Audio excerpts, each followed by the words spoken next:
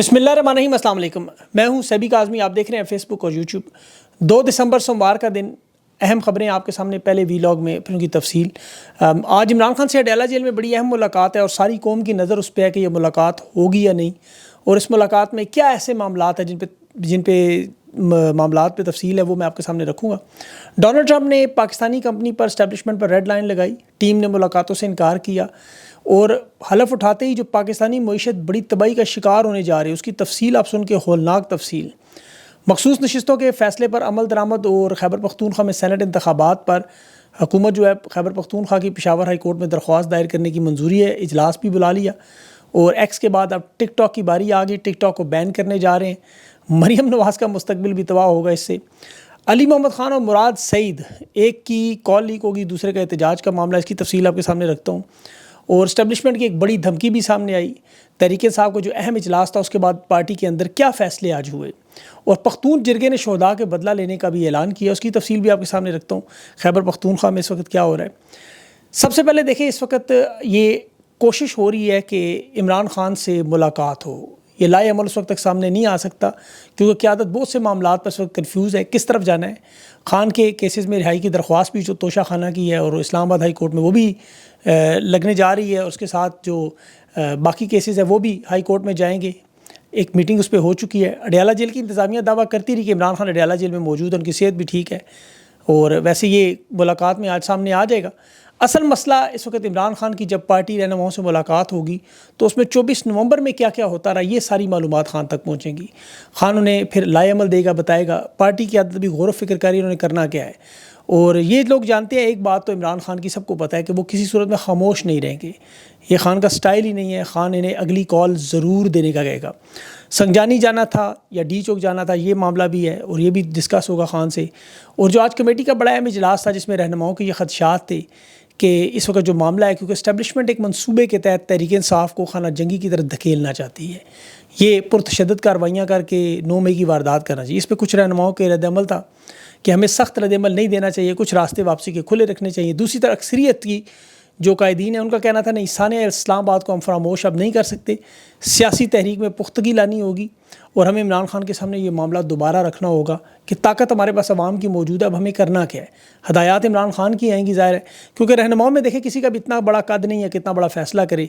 9 मई के बाद वैसे भी तहरीक इंसाफ के जो रहनुमा इस बयानिए का वज़न नहीं उठा सके, छोड़ के चले गए। मेरे ख्याल में इसके बाद जो इमरान खान कॉल दें, एक और फ़िल्टर लगेगा।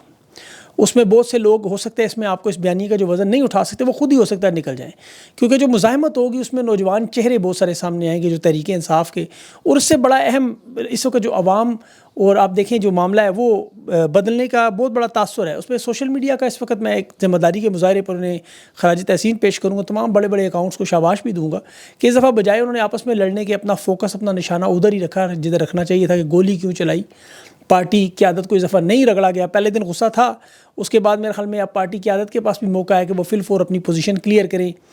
ख़ास तौर पर बैरिस्टर गोर को ज़ख्मियों से मुलाकातें, उनके घरों में जाना, जिस तरह जनाजे लेकर उनकी ज़ाहिर है इस वक्त बुशरा बीबी के साथ भी मामलात हैं, वकला के साथ भी चल रहे हैं, बहुत सारे फ्रंट्स हैं जिन पर वो लड़ रहे हैं, लेकिन फिर भी इन्हें टाइम निकाल के जनाज़ों पर, ताज़ियत पर, ज़ख्मियों के पास जाना, उन्हें हौसला देना, पार्टी के अंदर इख्तलाफात ख़त्म करना, इन मामलात पर इन सबको अपना बड़ा अहम किरदार अदा करना होगा। और ये देखें अब इनके पास इतना तजर्बा हो चुका है।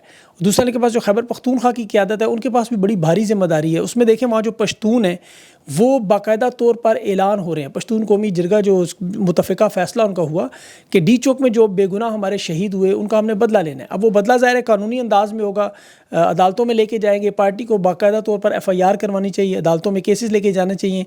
इनके 12 शहीद हुए, उनकी रिट पिटीशन करनी चाहिए, उस मामले को उठाना चाहिए, वरना उस देखें अवाम के अंदर एक लावा पक रहा है, उसका शिकार फिर ये खुद भी हो सकते हैं। आप अब लोगों ने सरेआम 1971 का जिक्र शुरू कर दिया कि मुल्क को किस तरफ लेके जा रहे हैं हम।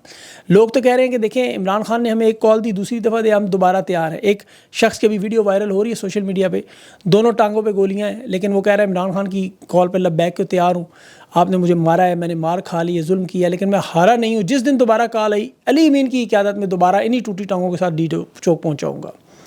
जुनैद अकबर का भी मैं बयान सुन रहा था, वो कह रहा था अब हमें समझ आई बलोच ने एहतजाज के बाद हथियार क्यों उठाया। तो वो अपने लोगों को रोक रहे हैं, मना कर रहे हैं, लेकिन تحریک انصاف کو بڑے طریقے سے معاملہ ہینڈل کرنا ہوگا، ٹیکل کرنا ہوگا، ان کا امتحان ہے.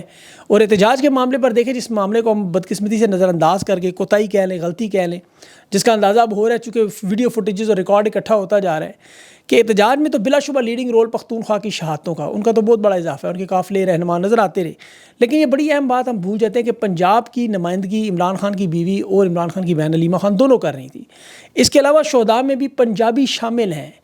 دیکھیں، حامد میر نے بھی اسٹیٹمنٹ میں کنفرمیشن دی ہے، کنفرم کیا ہے کہ خیبر پختونخوا سے لوگ آئے تھے. یہ صرف کہنا غلط ہے، پنجاب، بلوچستان، سندھ، کشمیر کے لوگ بھی موجود تھے.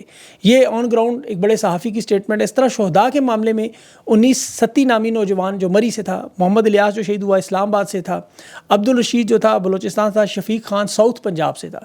اب تک جو 12 شہادتیں کنفرم ہوئی، اس میں کم از کم 3 لوگ جو ہیں وہ باقاعدہ طور پر پنجاب سے نظر آ گئے، بلوچستان سے بھی نظر آ گئے، خیبر پختونخوا سے بھی نظر آ گئے. تو زخمیوں میں بڑی تعداد میں لوگ، اگر ہم کہیں کہ پورے پاکستان کے تھے، تو اس پر معاملہ آپ دیکھیں ڈیتھ سرٹیفکیٹ جو دیے جا رہے ہیں اس پر باقاعدہ گولیوں کی تصدیق بھی ہے. خود اپنے اسپتالوں سے ڈیتھ سرٹیفکیٹ دے کے بھی حکومت کہہ رہی ہے ہمارے پاس تو اسلحہ ہی نہیں تھا فائرنگ کی، کوئی ویڈیو دکھا دیں. وہ سیکٹری داخلہ کے ساتھ آج بھی عطا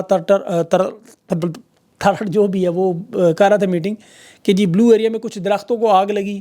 اب کیا ان درختوں کا بدلہ لے رہے تھے یہ، جیسے ہندوستان بالا کوٹ میں درخت اڑا گیا. اب دیکھیں 7 دن پہلے کہہ رہا تھا ہمیں احتجاج اور مظاہرے کی درخواست دینی تھی، انہوں نے نہیں دی. عطا تارڑ یہ بھی کہہ رہا تھا کہ کوئی تصویر دکھائیں، کوئی ویڈیو دکھائیں فائرنگ ہوئی تو ڈیتھ سرٹیفکیٹ پڑھ لے بیٹھ کے. ان کی حالت تو اس وقت دیکھیں اس مداری کی ہے کہ جس کا تماشا ختم ہو چکا ہے. جب کھیل اور تماشا مداری کا سڑک کنارے ختم ہو جائے اور وہ زبردستی اس کو بڑھانا چاہے تو پھر وہ خود تماشا بن جاتا ہے. اس وقت ان کا یہی معاملہ ہے، اس کو جتنا لٹکانے کی کوشش کریں گے ان کا ذرا مذاق ہی بن رہا ہے اور یہ اپنا تماشا بنا رہے ہیں. کبھی بوشا بی بی کے حوالے سے خبریں کہ ڈی چوک جانے کا فیصلہ ان کا تھا، سنجانی تحریک انصاف کی قیادت کا تھا، خان نے کہا تھا ادھر یہ تحریک انصاف کا انٹرنل معاملہ ہے، یہ وہ کہہ چکے ہیں. اور یہ غیر ضروری مداخلت کہہ رہے ہیں جی بوشا بی بی کر رہی تھی، ان کے صحافی پروپیگنڈا بھی پھیلا رہے ہیں. علی محمد خان کی ایک آڈیو کال بھی انہوں نے جو لیک کروائی. اب یہ یاد رکھیں علی محمد خان ان 5 لوگوں میں شامل تھا جو اڈیالہ جیل مذاکرات کر رہے تھے. اور یہ علی محمد خان کی جو کال سامنے آئی، اور یہ انہی لوگوں میں ہیں جو مذاکرات کے ذریعے راستہ، اب ہر پارٹی کے اندر مختلف لوگوں کی مختلف سوچ ہے، کوئی مزاحمت کی طرف نہیں جانا چاہتے معاف کیجیے گا، وہ دباؤ بڑھانے میں تھے کہ ہم مذاکرات کریں گے، اگر ہم نے اتنی بڑی تعداد میں لوگ ہیں تو ہم مذاکرات کی طرف معاملہ لے کے جائیں گے. اس میں اب بوشا بی بی یا علیمہ خان کا نام لینا ان کی طرف سے مناسب نہیں تھا، اس طرح ان کا موقف کمزور ہوتا ہے، یہ خان کی طرف چھوڑ دیں زیادہ بہتر ہے. اب صحافیوں نے، ان کے وزیر داخلہ نے، سیکٹری نے جو پروپیگنڈا کیا کہ کوئی ایک گولی بھی نہیں چلی، اس کے ثبوت پہ تحریک انصاف نے پھر ایک اعلامیہ جاری کیا. انہیں پاکستان کے آرٹیکل نمبر 1، 2، 3، 10، 14، 15، 17، 19 یہ کتنے آرٹیکل میں نے بتا دیے. انہیں کہا کہ سیاسی سرگرمیوں کا ہمارے پاس پرامن احتجاج کا حق ہے. لیکن پی ٹی آئی والے بھول رہے ہیں یہ کون سا قانون اور آئین مانتے ہیں. جب ملک میں آئین اور قانون ہو ہی نہ تو آپ اور آئین اور قانون کی تو بات ہی نہ کیا کریں. آپ کی تو لڑائی اسی آئین اور قانون کو بالادستی کے لیے ہے. تو بہرحال اس وقت یہ پاکستان توڑنے کی بات کر رہے ہیں اسٹیبلشمنٹ اور یہ حکومت کے لوگ. 80% عوام ایک طرف ہو جس کے ساتھ تمام مذاہب مسالے کے لوگ ہوں، اس جماعت کو اب دیوار سے لگائیں. اسے توڑنا ایک ملک توڑنے کے برابر ہے. جیسے وزیر دفاع، وزیر داخلہ کے بیانات آپ نے سنے. ایک نوٹنکی کی حالت ہے. اپنی حالت یہ ہے کہ محسن نقوی بھی ہندوستان کے سامنے لیٹ گیا الٹا. چیمپئن ٹرافی ہندوستان کہتا ہے میں اپنی مرضی سے کراؤں گا، اس میچ ہم نہیں کھیلنے آئیں گے، ہائبریڈ ماڈل پہ کرائیں گے. تو وہی جو بڑی بڑی مار کے گیند یہ ہو جائے گا، وہ ادھر دیکھیں کیا. اب چونکہ وہ ہندوستان ہے، پاکستان کی عوام تو ہے نہیں. پاکستانی ہوتے تو بندوقیں نکال لینی تھی انہوں نے. ان کے تو چینل ہندوستان کے دیکھیں، ارناب گوسوامی کی ویڈیو میں نے ٹویٹر پہ اپنے لگائی بھی، ایکس پہ. وہ نون لیگ کے رہنما کو کہہ رہا تھا شرم کرو، کیوں بغیرتی کر رہے ہو، کیوں اپنے ملک میں بجا رہے ہو اپنے لوگوں کو. مطلب وہ کہہ رہا ہے میں خان کا سپورٹر نہیں ہوں، نہ ہی خان کو پسند کرتا ہوں، ناکے دوں، لیکن میں کہہ رہا ہوں کہ بیٹھ کے اس کے ساتھ بات کروں. کیوں اپنا ملک توڑنے پر تلے ہو. انہیں یہ خطرہ ہے کہ یہ کہیں ٹوٹی ہوئی بازو انہی کے گلے میں نہ پڑ جائے، جس طرح بنگلہ دیش کی وہ حسینہ شیخ تھی. اس لیے وہ سمجھانے کی کوشش کریں اپنی جان چھڑانے کی. انٹرنیشنل لیول پہ تو دیکھیں بے عزتی کا معاملہ ہوگا کہ اپنے معصوم شہریوں کو مارا اور بدوائیں الگ لے لیں. دوسرا بڑا پروپیگنڈا انہوں نے مراد سعید کے حوالے سے کیا جی کہ اسلام آباد میں بوشا بی بی گاڑی میں تھا. وہ خیبر پختونخوا کی حکومت نے اس کا جواب دیا کہ تارڑ جو ہے وہ انتہائی جھوٹا شخص ہے. مراد سعید اسلام آباد میں نہیں تھا، اگر ہوتا تو گرفتار کریں، نہیں کیا تو نائلین کی ہے. تیسرا پروپیگنڈا فیصل واڑہ سے کروا رہے ہیں چودھری نظام الدین کے کہنے پر، جو کہہ رہا تھا کہ اب اگر ڈی چوک تحریک انصاف آئی تو فائنل راؤنڈ ہوگا. بھئی ابھی کوئی فائنل راؤنڈ رہتا ہے؟ یہ اچھا ویسے آج کل عمران خان کا وکیل بنا ہوا ہے، بہنوں بیوی ورکرز عوام سے زیادہ. ایک طرف کہتا ہے میں خان کے کتے کا بھی احترام کرتا ہوں، دوسری طرف کہتا ہے میں اسٹیبلشمنٹ کا وفادار کتا ہوں. اب پتہ نہیں کون سا کتا کس کا ہے، یہ اب سمجھ نہیں آ رہی.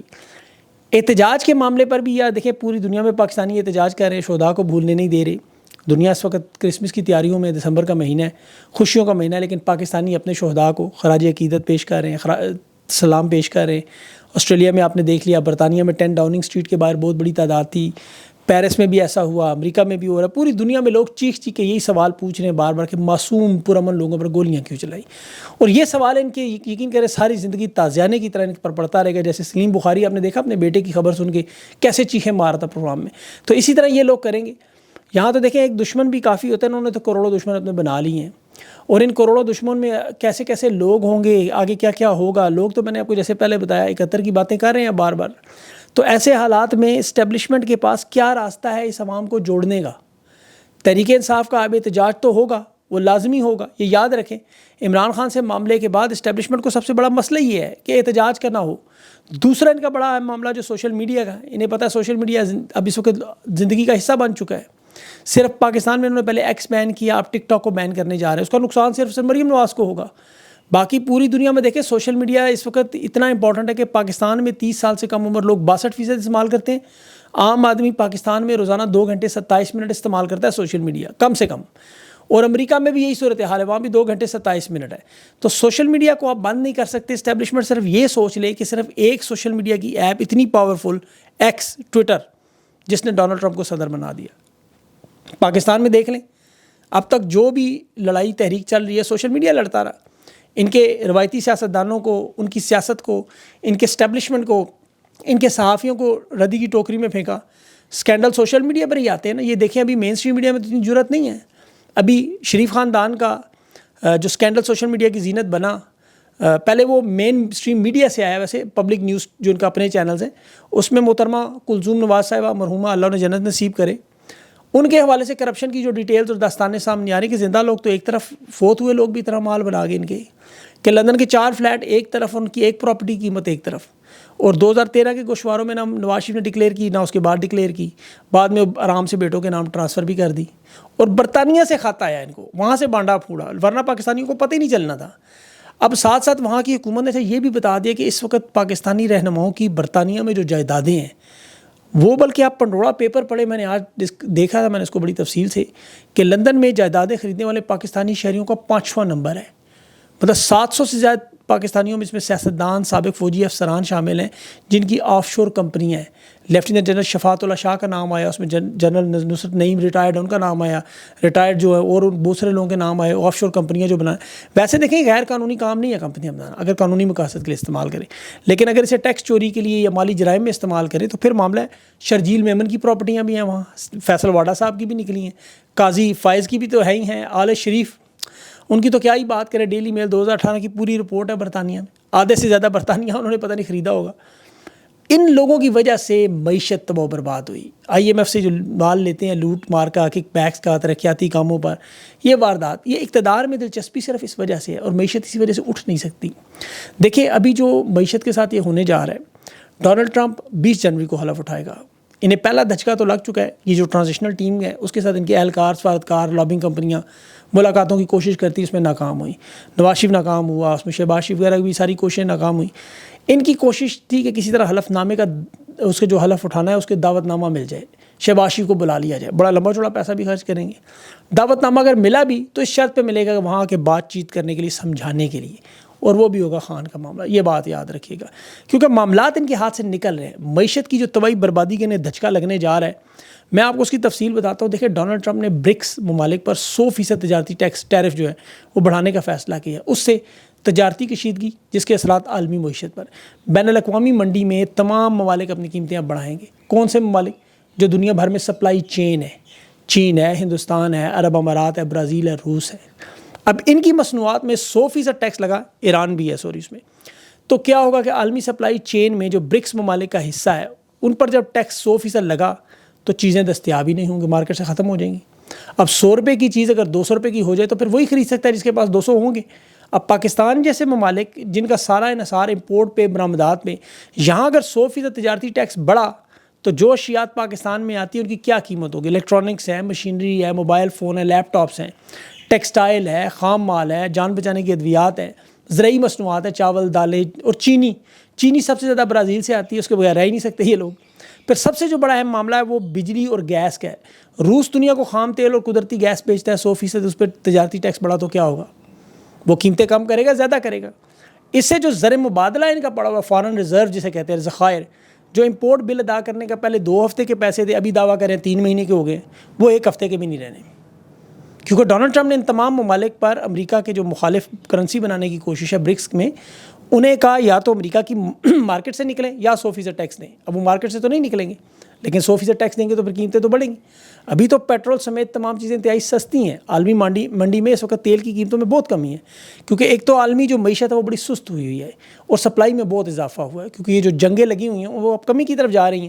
سیاسی تناؤ دنیا میں کم ہو رہا ہے, جس کی وجہ سے تیل کی سپلائی بہتر ہوئی ہے. اب اس میں پاکستان میں چیزیں سستی ہونی چاہیے تھی بہت زیادہ, لیکن چونکہ قوت خرید ختم ہو گئی ہے, جتنی مرضی سستی کریں عوام خرید ہی نہیں سکتی.